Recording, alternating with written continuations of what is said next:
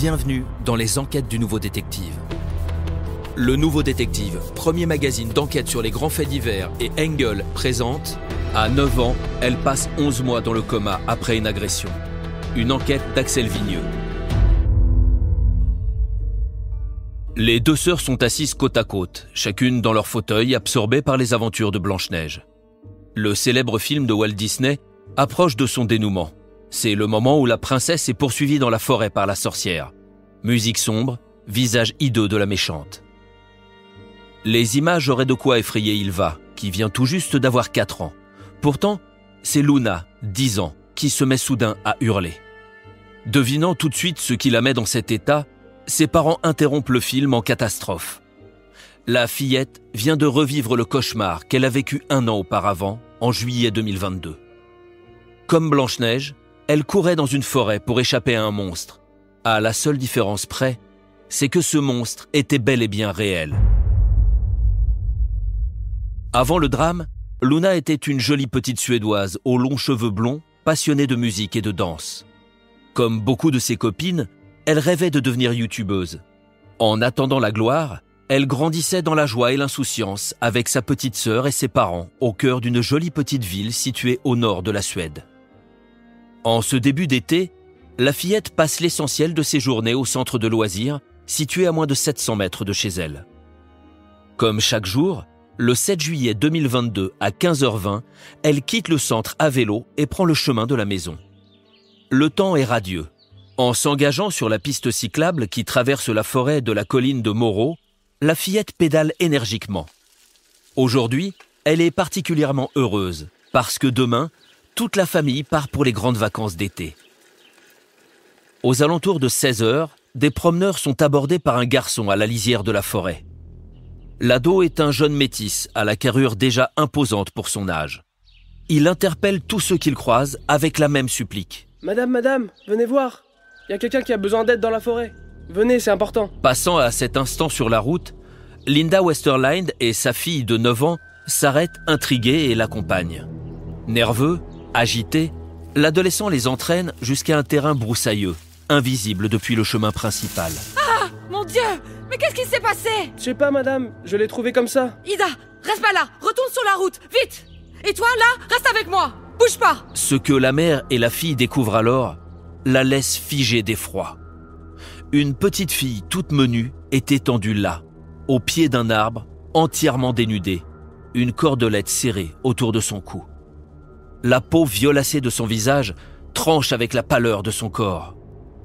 De faibles râles, quasi inaudibles, s'échappent de la bouche de la petite fille. Elle est vivante. Linda se presse d'enlever la cordelette qui lui enserre le cou, saisit son téléphone et appelle les urgences.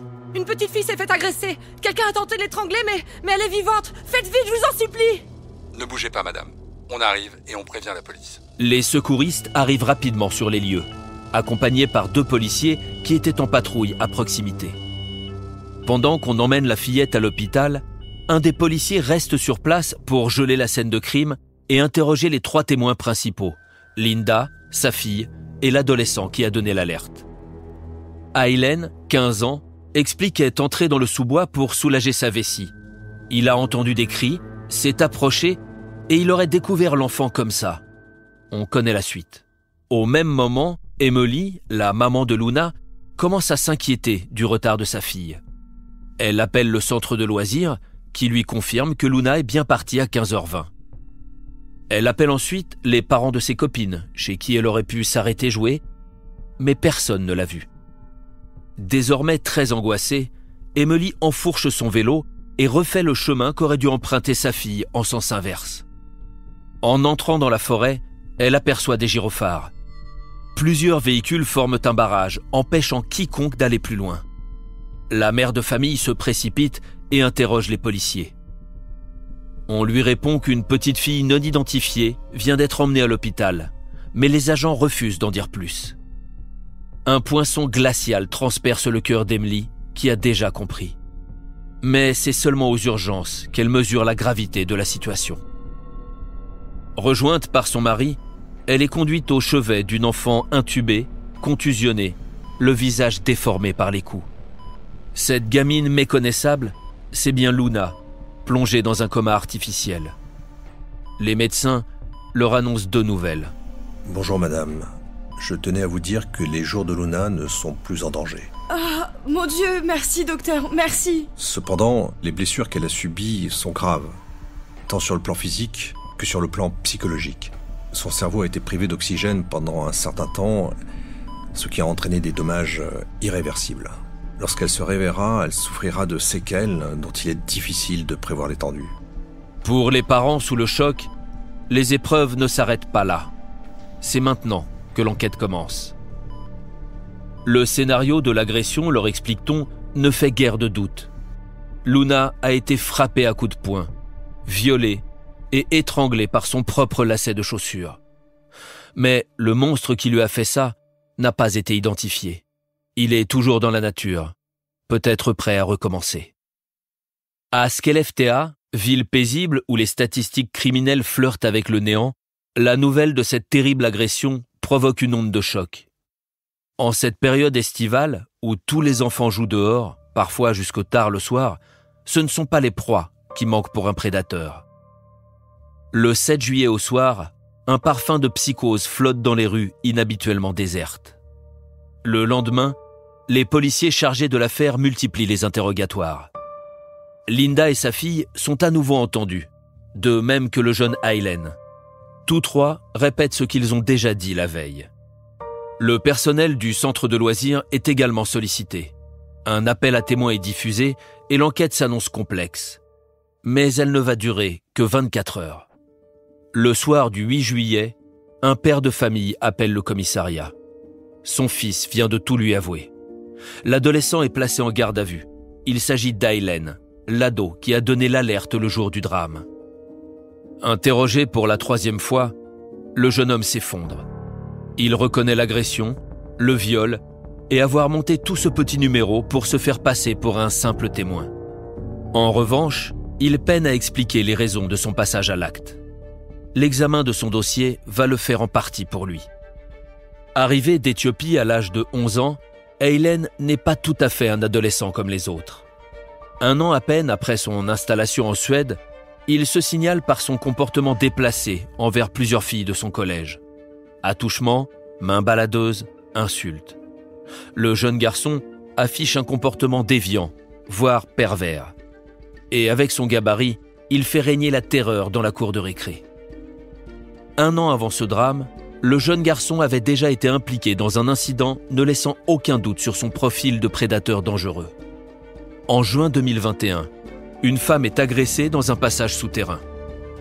La victime décrit l'attaque comme un match de catch. Un jeune garçon lui a littéralement sauté dessus. Elle a eu toutes les peines à le repousser. Il cherchait à l'évidence à satisfaire une pulsion sexuelle. On présente des photos à la jeune femme qui reconnaît formellement Aylen. Malgré les gravités des faits, l'ado est laissé libre dans l'attente d'une éventuelle convocation devant le juge. 13 mois vont ensuite s'écouler sans aucune mesure spécifique, jusqu'à l'agression de Luna. La fillette reviendra finalement à elle après 11 jours de coma. Mais depuis, comme l'avaient prédit les médecins, c'est une enfant bien différente. Celle qui ne vivait que pour la danse et le chant ne peut plus ni parler, ni marcher. Clouée dans son fauteuil roulant, elle souffre d'épilepsie et se retrouve régulièrement en proie à de terribles crises d'angoisse. Le simple visionnage d'un dessin animé comme Blanche-Neige peut suffire à réveiller le traumatisme de son agression. Quant à Aylen, il est aujourd'hui interné dans une unité de soins psychiatriques. C'est au tribunal qu'il appartient maintenant de décider si un jour il sera apte à recouvrer la liberté. Les Suédois ne sont pas pressés de le revoir traîner dans les rues. Pour ne rater aucun épisode, abonnez-vous à notre podcast sur votre plateforme d'écoute et retrouvez tous les mercredis nos enquêtes dans le magazine Le Nouveau Détective. Nos podcasts et nos enquêtes sont également disponibles sur lenouveaudétective.com. Si l'affaire n'a pas encore été jugée ou venait à passer en appel, nous rappelons que les protagonistes bénéficient toujours de la présomption d'innocence. Les noms et prénoms de certains personnages sont susceptibles d'avoir été modifiés.